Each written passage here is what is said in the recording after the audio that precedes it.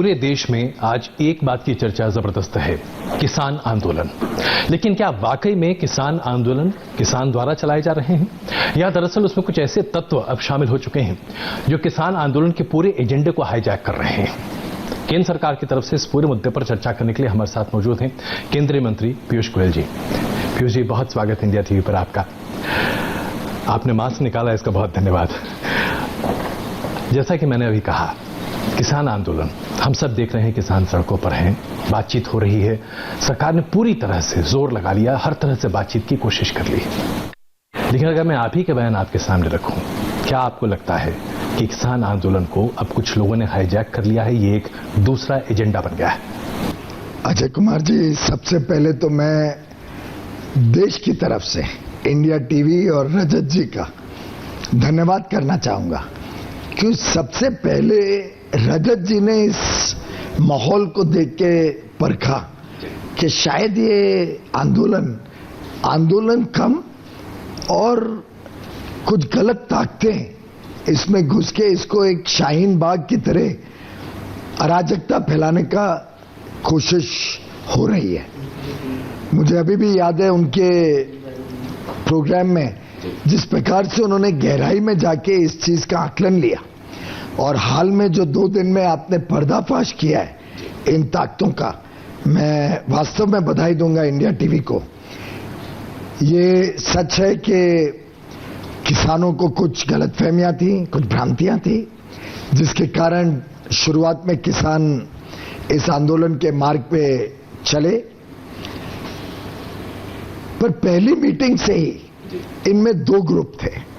पहली बार जब अक्टूबर 14 को आए सेक्रेटरी को मिलने, सेक्रेटरी एग्रीकल्चर, उस दिन भी सभी किसान नेताओं ने एक ज्ञापन नहीं दिया। एक ने दिया तो दूसरे ने कहा नहीं हमारा अलग है, और एक अलग बनाया और अलग से दिया। आपके चैनल पे मैं पहली बार खुलासा कर रहा हूं कि वो जो दूसरा ज्ञापन था उसमें बात थी ये रिलीज ऑफ इंटेलेक्चुअल्स, पोएट्स वगैरह। अब शुरुआत में हमने पढ़ी, हमने उस पर ज्यादा गौर नहीं किया। ऐसे अजीब और गरीब लगा कि कहां फार्मर्स की बात हो रही है, तो अलग ही कोई विषय लिखे जा रहे हैं इसमें। खैर, जब 13 नवंबर को तोमर जी और मेरी पहली मीटिंग हुई, उसमें एक जॉइंट मेमोरेंडम दिया। तब 32 सो कॉल्ड लीडर्स थे। कुछ उसमें बड़े जेन्युइन लीडर्स हैं जिनकी कुछ फॉलोइंग है, कुछ तो नामों के बारे में जब हमने देखा तो पता चला कि कोई पीछे फॉलोइंग ही नहीं है, पर किसानों ने चूज किया था। नॉर्मल कोर्स में तो एक छोटी कमेटी से बातचीत होती है, पर ये पूरे 32 आना चाहते थे, हमने सबका स्वागत किया। और उस जॉइंट मेमोरेंडम जो हमें दिया गया, उसमें जब ये इंटेलेक्चुअल्स और पोएट्स को रिलीज करो बात आई, तो जरूर बड़ा ऑकवर्ड लगा। मीटिंग में भी 1-2 लोगों ने विषय उठाया, तो मैंने पूछा, भाई प्रकाश किया मैंने कि ये विषय का किसानों से क्या संबंध है? तो कुछ लोगों ने उसको डाइवर्ट कर दिया। हम चर्चा बड़े खुले दिल से, खुले मन से मुद्दों पे क्या चिंताएं हैं, क्या परेशानी है, उसकी चर्चा करते रहे।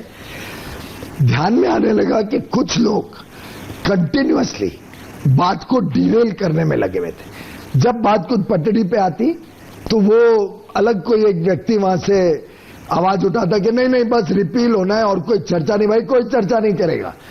और बड़ा अजीब लगता था कि कैसे हम बात समझने की कोशिश कर रहे हैं, बातों का निचोड़ निकाल के उसमें से समाधान करने की कोशिश कर रहे हैं।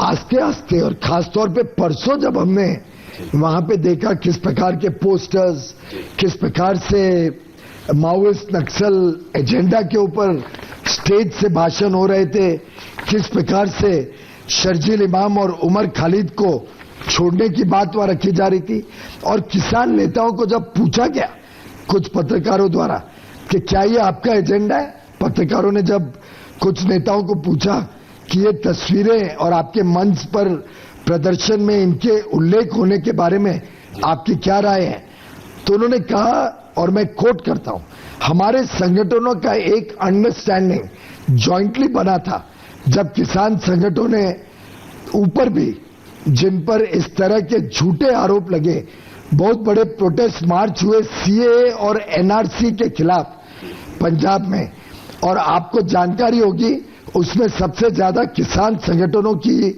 ही होती थी, एनआरसी के खिलाफ, सीए के खिलाफ।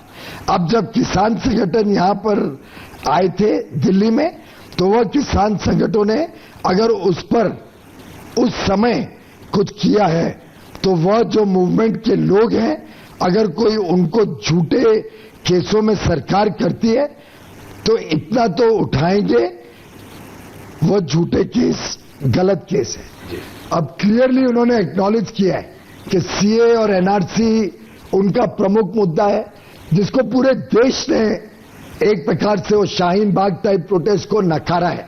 सुप्रीम कोर्ट ने उसके ऊपर सवाल उठाए और मैं समझता हूं कि अब पर्दाफाश हो गया है। ये किसान आंदोलन कम, नक्सल और माओवादी ताकतें इस आंदोलन को टेक ओवर कर चुकी है, हाईजैक कर चुकी है। किसान मुद्दों की बात ही नहीं कर पा रहे हैं। कई उसमें से किसान प्राइवेट कॉन्वर्सेशन में कहते हैं कि आपने तो हमारे सब मुद्दे सॉल्व कर दिए। कई कांग्रेस के सांसद जब हमें मिलते हैं प्राइवेटली, तो कह रहे थे कि अगर ये मुद्दों पे आप तैयार हैं तो फिर तो आंदोलन के लिए कोई विषय नहीं रहा। परंतु पब्लिकली एक अराजकता फैलाना, पब्लिकली एक किसानों के कंधे पे अपना अलग एजेंडा चलाना, शायद यही आज कुछ नेता इसमें से करने जा रहे हैं। मैं आपके माध्यम से, आपके चैनल के माध्यम से सभी किसान नेताओं से, किसान भाई बहनों से दरख्वास्त करना चाहूंगा कि मुद्दों पे चर्चा होनी चाहिए। आपकी क्या शंकाएं हैं, क्या भ्रांतियां हैं, और अगर कोई जेन्युइन भी विषय निकलता है, सरकार पूरी तरीके से खुले मन और खुले दिल से चर्चा के लिए कभी भी तैयार है। लेकिन कृपा करके ये माओवादी और नक्सल लोगों की बातों में ना आए। आप अपना एजेंडा डाइवर्ट ना होने दे। एक बात को बार बार दोहराने से कोई वो सत्य नहीं हो जाता। बिल्कुल। और चर्चा के माध्यम से अगर कोई विषय निकलेगा, सरकार खुले दिल से उसके लिए तैयार है। पीयूष जी, जैसा कि आपने कहा, इंडिया टीवी लगातार इस पूरी मुहिम पर है, हम लोगों को एक्सपोज कर रहे हैं। रजत जी के शो में, आज की बात में लगातार इस पर चर्चा हो रही है। हमने 2 दिनों से ये भी मुद्दा उठाया कि कैसे वहां पर उन लोगों के नाम लिए जा रहे हैं, उमर खालिद, उसके साथ साथ शर्जील इमाम और तमाम लोगों के नाम वहां सामने लिए जा रहे हैं। और रजत जी अपने शो में इस बात पर चर्चा भी कर रहे हैं कि आखिरकार इनका क्या काम है। सवाल ये है कि ये लोग किस तरह से किसान आंदोलन में घुस गए हैं और क्या सरकार इनको अब किनारे कर पाएगी, क्योंकि सबसे बड़ा मसला यही है, क्योंकि किसान तो शायद समझ ही नहीं रहे हैं कि उनके साथ क्या हो रहा है। ऐसा है कि कई किसान यूनियन के हम इतिहास में जाएं, और अब तो हमने जब परसों का दृश्य देखा और टीवी पे हर चैनल पे देखा कि ये तो हाईजैक हो गया है पूरा मूवमेंट जी, और फिर ध्यान भी किया कि मीटिंगों में जो हो रहा था उसमें ध्यान आने लगा कि कौन कौन व्यक्ति कैसे डिरेल करता था, कभी लेफ्ट से, कभी राइट से, कभी बीच में से। तो जब जानकारियां निकाली तो जानकारियां जो मिली इन किसान नेताओं के बैकग्राउंड की, वो तो काफी दर्दनाक थी। कई ऐसे संगठनाएं हैं जो एक प्रकार से माओवादी सोच की किसान के नेताओं में अपना प्रभाव फैला चुकी हैं, किसान के नेता बन चुकी हैं।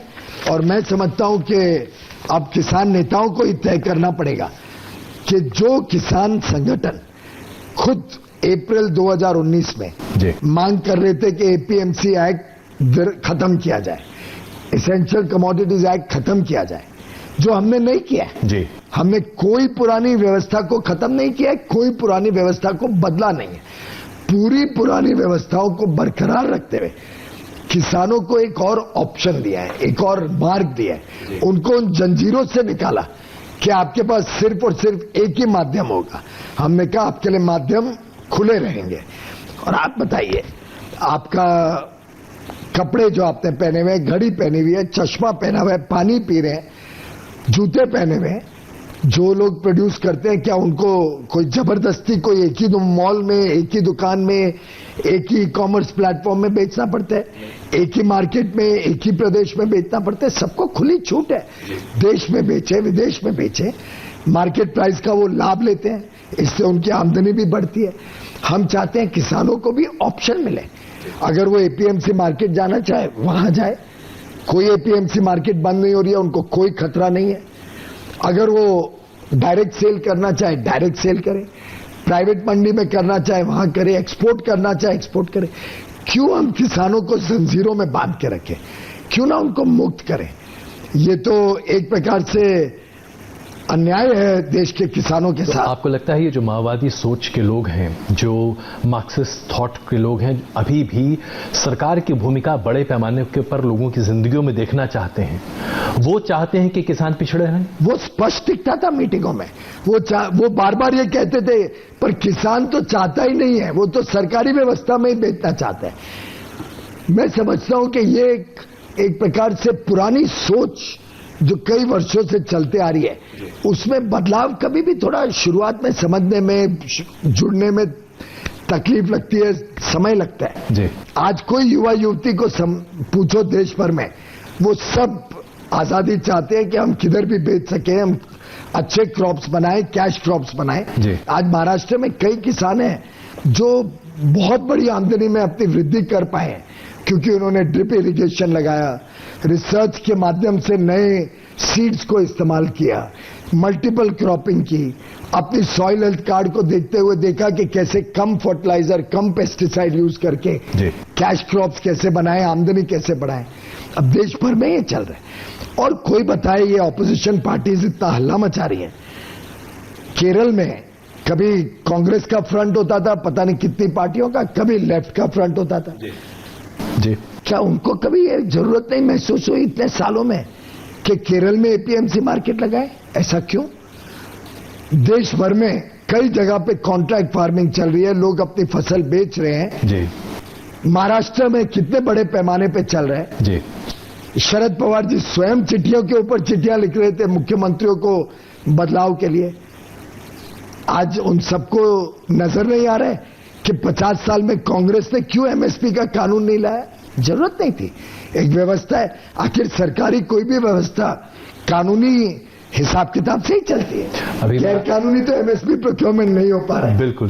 पीयूष जी, आपके सहयोगी रहे सुखबीर बादल जी, जो कि आज आपसे थोड़े अलग हैं, उनका आज का ताजा बयान मैं आपके सामने रखना चाह रहा हूं। उन्होंने कहा है कि मोदी सरकार अपना अहंकार छोड़ दे, एमएसपी को कानून में शामिल कर दे, और जब तक ये कानून नहीं बनाते तब तक किसान पीछे नहीं हटेंगे। भाई, सुखबीर बादल जी भी सरकार में रहे हैं जी। पंजाब में भी उनकी सरकार रही है, केंद्र सरकार में वो इतने वर्ष 6 वर्ष तक साथ में रहे। ये ऑर्डिनेंस पास हुआ तब बहन हरसिमरत जी कैबिनेट में थी जी। उसके बाद जब कानून पास हुआ तब हाउस में भी थे। मैं समझता हूं उन्होंने हमसे पत्र मांगा, एमएसपी के बारे में वो पत्र दिया गया, पूरी तरीके से संतुष्ट थे सुखबीर बादल जी। प्रकाश सिंह बादल जी का स्टेटमेंट है, आप अपने चैनल पे दिखाइए। सुखबीर बादल जी ने जाके और हरसिमरत बादल जी ने जाके पूरे पंजाब में समझाया कि कानून कैसे लाभ देगा। वो तो स्वयं इस सोच के थे कि किसानों को मुक्त किया जाए इन जंजीरों से। जी। मैं समझता हूं राजनीतिक कारणों से उन्होंने अलग होने का फैसला किया। अब उन्हें ध्यान में आ रहा है कि कारण राजनीतिक था, पर आंदोलन भी उनके भी हाथ से निकल गया। अराजकता हो रही है नक्सल और माओवादी ताकतों द्वारा। जी। तो सुखबीर बादल जी मुद्दों की बात करें ना। क्या उन्होंने एक भी बार कोई मुद्दे की बात की है? क्या कैप्टन अमरिंदर सिंह ने एक भी बार कोई मुद्दे की चर्चा की है? क्या उन्होंने आके हमसे बताया कि ये मुद्दों पे हमें चिंता है? एमएसपी के कानून के बारे में 6 वर्ष में तो कभी चर्चा नहीं की। जी। तो मैं समझता हूं सुखबीर बादल जी को खुद अपने अहंकार से निकलना पड़ेगा और बाहर आके किसानों को समझाना पड़ेगा कि ये कानून उनके हित में है, जैसे वो पहले कर रहे थे। जी। और फिर अपना बेस एस्टैब्लिश करना पड़ेगा उनको। वैसे में राहुल गांधी जी की चर्चा किए बिना काम कैसे चलेगा? राहुल गांधी जी के बयान तो आपके सामने सर्वविदित हैं। उन्होंने अंबानी, अडानी और न जाने किन किन को आपका मित्र बना दिया। मोदी जी से उनकी मित्रता तो दिन भर उनके जबान पर रहती है। हर ट्वीट में, हर मौके पर वो यही कहते हैं इन तीनों कानून को हर तरीके से रद्द किया जाना चाहिए। भाई, मुझे लगता है राहुल गांधी जी पार्लियामेंट में आए थे और मोदी जी के गले लगे थे जबरदस्ती। तो मित्रता किसके साथ है वो तो पूरे देश से देख लिया। और मैं समझता हूं ऐसे बेबुनियाद आरोप लगा के जी आज कोई देश में जनता भ्रमित नहीं होती है। तो चुनाव के पहले भी ऐसे आरोप लगाते थे। वर्षों वर्षों से लगा रहे हैं जी। और जहां भी ये चुनाव में ये आरोप लगाते हैं फिर मुंह की खाते हैं। अल्टीमेटली बिहार में देख लिया उन्होंने, जी। हारे, कानून पास होने के बाद ही हारे ना कांग्रेस और आरजेडी। उसमें कांग्रेस की तो जो दुर्दशा हुई वो तो पूरे देश ने देखी। बाई इलेक्शन हुए देश भर में, कानून पास होने के बाद ही हुए ना। उत्तर प्रदेश में हुए, 7 में से 6 सीट बीजेपी जीती। गुजरात में हुए, शायद 8 में से 8 सीट बीजेपी जीती। जी। कर्नाटक में 2 की 2 जीती। तेलंगाना तक में हम जीत गए। देश भर में जो ये कानून पास होने के बाद भारतीय जनता पार्टी के साथ और प्रधानमंत्री मोदी जी के विश्वास के साथ पूरा देश खड़ा है। आंदोलन शुरू होने के बाद हैदराबाद और राजस्थान के पंचायत चुनाव हुए। जी। हैदराबाद शहरी इलाका होगा, लेकिन हर शहरी व्यक्ति के भी अपने गांव में खेत होते हैं, उनका जुड़ाव रहता है। जी। आखिर सब चिंता करते हैं किसानों की, मुझे आपको भी चिंता रहती है। जी। हैदराबाद में 4 से 48 हो जाना, 12 गुना भाजपा की ताकत बढ़ना। राजस्थान में पंचायत चुनाव तो इन द पीक ऑफ आंदोलन हुआ है ना, कैसे लगातार भाजपा की विजय हो रही है। जी। क्या देश ये नहीं देख रहे हैं? क्या आपके व्यूअर्स ये बात नहीं पहचान रहे हैं? आप सोशल मीडिया पे देख लीजिए, हर जगह जनता समझ चुकी है कि ये एकदम माओवादी नक्सल एजेंडा लेके किसानों के कंधों पे एक अलग ही एजेंडा चलाया जा रहा है। मैं दरख्वास्त करूंगा देश के किसान भाई बहनों से, जी। आप समझदार हैं, हम आपके भले के लिए, आपके लिए और द्वार खोलने के लिए पुरानी व्यवस्था को बरकरार रखते हुए आपको और मौके दे रहे हैं। एमएसपी बरकरार रहेगी जैसे पहले चल रही। आखिर स्वामीनाथन जी ने, जब हमने एमएसपी को कॉस्ट प्लस 50% फॉर्मूला कैबिनेट ने मंजूरी दी, एक लेख है टाइम्स ऑफ इंडिया में, आप उसको अपने दर्शकों को अनुवाद करके बताइए। स्वामीनाथन जी के शब्द है उस लेख में कि वर्षों से जो वो अलग अलग सुझाव दे रहे थे, उनका आज मानना है, ये करीब 2 साल पहले की बात है, उन्होंने उस वर्ष लिखा था कि वर्षों से जो किसान अलग अलग प्रकार की मांग रखते थे, प्रधानमंत्री नरेंद्र मोदी जी एकमात्र नेता है और ये एकमात्र सरकार है जिसने इतने सारे काम किसानों के लिए किए। चाहे वो फर्टिलाइजर उपलब्ध कराना सही समय पे, सही दाम पे, ब्लैक मार्केटिंग रोकना उसकी, चाहे वो 6,000 रुपए प्रति वर्ष हर किसान के खाते में डीबीटी से बिना रिश्वतखोरी और बिचौलिए के लोगों को देना। 1 लाख करोड़ से ज्यादा रुपए 10 करोड़ से ज्यादा किसानों के खातों में सीधा जा चुके हैं। चाहे बजट बढ़ाना, आज 1,34,000 करोड़ का बजट, 6 गुना कांग्रेस के समय से। कांग्रेस ने क्यों किसानों के लिए कुछ नहीं किया? मैं समझता हूं देश में सभी जान चुके हैं कि अगर कोई किसानों की चिंता करता है तो प्रधानमंत्री नरेंद्र मोदी जी हैं। ये कानून के माध्यम से भी हर प्रावधान में किसानों को संरक्षित रखा गया है, उनके हितों की चिंता की गई है, उनके जमीन पे कभी कोई आंच नहीं आएगी। दाम बढ़ेंगे तो उनको मौका मिलेगा कि वो बढ़े हुए दाम पे बेच सके, घटेंगे तो ट्रेडर को कॉन्ट्रैक्टेड प्राइस देनी पड़ेगी। तो हर प्रकार से किसानों को सुरक्षित रखा गया है। मैं समझता हूं देश के किसान इसके साथ हैं, इसके लाभ समझते हैं। मैं आप ही के गृह राज्य महाराष्ट्र के एक बड़े नेता शरद पवार जी की चर्चा आपसे जरा कर लूं। प्रफुल्ल पटेल जी से बात हो रही थी तो इंडिया टीवी पर उन्होंने कहा कि अगर सरकार ने शरद पवार जी से पहले बात की होती, कृषि मंत्री रहे हैं, कृषि की इतनी जानकारी है उनको, वो सुझाव देते कि कैसे इस कानून को बेहतर बनाया जा सकता है और लोगों को स्वीकार्य बनाया जा सकता है। आपने लोगों के अहम को ध्यान में नहीं रखा लगता है। ऐसी तो बात नहीं है। आखिर आप बताइए, 20-25 साल से हम ये बात सुन रहे हैं। जी। महेंद्र सिंह टिकायत जी ने 27 साल पहले ही आंदोलन छेड़ा था, यही डिमांड थी। जिस दिन यह ऑर्डिनेंस पास हुआ, आप न्यूज़पेपर्स निकाल दीजिए मुजफ्फरनगर वगैरह यूपी के, उसमें आर्टिकल्स हैं कि उनके परिवार के सदस्य कह रहे हैं कि आज महेंद्र सिंह टिकायत को शांति होगी। उनके 27 साल पुराना डिमांड आज पूरा हो रहा है। उनके आज वो नहीं है, उनको सिर्फ याद कर सकते हैं, लेकिन वास्तव में उनकी 27 साल पुरानी डिमांड अब पूरी हुई है। ये ऐसा उनके ही परिवार वालों ने कहा। जी। ये बीकेयू का डिमांड था कि नहीं? अप्रैल 2019 में किसान मैनिफेस्टो निकाला था बड़ा। जी।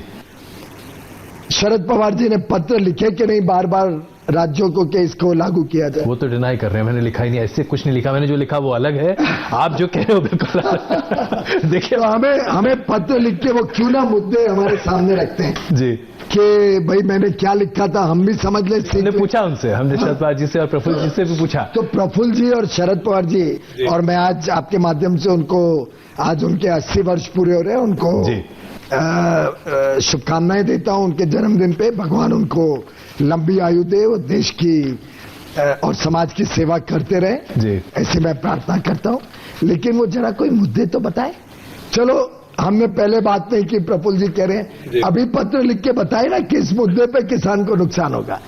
अभी आपके टीवी पे आके बता दे देश को स्पष्ट मुद्दे के कैसे नुकसान होगा। आखिर एक बहकावे में डालना किसानों को, उनके कंधों पे राजनीति करना, या आज माओवादी नक्सल हाथों में इस पूरे आंदोलन को ले जाना, इस उम्मीद में कि शायद इससे देश के किसान भ्रमित हो जाएंगे। वो कुछ किसानों को तो कर पाए हैं, गलतफहमियों में डाल पाए हैं, लेकिन मैं समझता हूं अधिकांश देश में किसान समझ रहे हैं कि उनके हितों के लिए किया गया। एक आखिरी सवाल, मैं जानता हूं आपका वक्त जरा कम है, और ये एक आखिरी सवाल, कैसे उन तत्वों से सरकार डील करने के लिए तैयार है, वो तत्व जो आज किसान की आड़ में देश की सम्मान, देश की इज्जत और देश के मान से खेल रहे हैं? हमें पूरा विश्वास है कि देश के किसान समझदार हैं, इस बात को समझ लेंगे और फिर चर्चा के लिए आएंगे, चर्चा के माध्यम से इसका मार्ग निकालेंगे। मुझे पूरा विश्वास है कि देश के किसानों की जो प्रतिबद्धता है देश के प्रति और जो अच्छी समझ है देश के किसान क्षेत्र के बारे में, उसको मद्देनजर रखते हुए वो जरूर फिर एक बार चर्चा के लिए आएंगे। भारत की सरकार प्रधानमंत्री नरेंद्र मोदी जी के नेतृत्व में खुले दिल और खुले मन से हर मुद्दे पे चर्चा करने को तैयार है। अगर उनको लगता है रद्द होने चाहिए तो आके बताए तो सही क्यों होने चाहिए, ऐसा कौन सा प्रावधान है जो जिसके कारण रद्द होने चाहिए, उस प्रावधान में वो क्या चाहते थे। अगर कोई चर्चा होती है, मुद्दों पे होती है और मुद्दों में से हमारे साथ वो बातचीत करते हैं, तो मुझे पूरा विश्वास है कि किसान को समझ में आएगा कि उनका एजेंडा माओवादी नक्सल फोर्सेस ने हाईजैक कर दिया, उनके चंगुल से निकलेंगे तो जरूर इसका समाधान हो जाए। और माओवादियों के लिए, आपके लिए, उनके लिए क्या आप संदेश देंगे, उनके लिए क्या चाहिए? उन्होंने दशकों से कोशिश की है भारत में अराजकता फैलाने की, और मैं समझता हूं विफल रहे हैं। उनको भी मेरा यही संदेश रहेगा कि वो उस सोच को छोड़े जो सोच को बैकवर्ड और पुरानी रखती है, वो उस सोच को छोड़े जो इस देश में अराजकता फैलाती है। वो देश के मुख्य धारा में आए और मुख्य धारा में आके देश को आधुनिक बनाना, देश में नया निवेश लाना, देश में किसानों की आमदनी बढ़ाना और देश के युवा युवतियों को नए नौकरी, नए अवसर पैदा करने के लिए। जो आज तक नहीं सुधरा वो अब सुधर जाएगा, जो आज तक अराजक है वो कल से अराजकता बंद कर देगा। हम तो पेसिमिस्ट नहीं, हम ऑप्टिमिस्ट सोच के लोग हैं। प्रधानमंत्री नरेंद्र मोदी जी हर बार हम सबको प्रेरणा देते हैं कि हमें अपने ऊपर विश्वास रखना है, हमें विश्वास रखना है कि हमने ईमानदारी से इस देश की सेवा करने की प्रयास किए हैं 6 वर्ष तक। प्रधानमंत्री मोदी जी पे आज पूरे देश का विश्वास टिका हुआ है। प्रधानमंत्री मोदी जी आज विश्व में सबसे लोकप्रिय नेता के रूप में उभरे। आज भारतीय जनता पार्टी का प्रभाव देश के कोने कोने में फैल रहा है।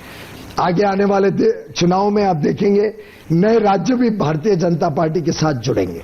मैं समझता हूं कि सभी को इस देश में मैं अपील करता हूं कि शांति बनाए रखें और प्रधानमंत्री मोदी जी पे जो विश्वास और जो प्यार आपने दिया है उसको और आगे बढ़ाते हुए हम आपकी सेवा के लिए तत्पर हैं।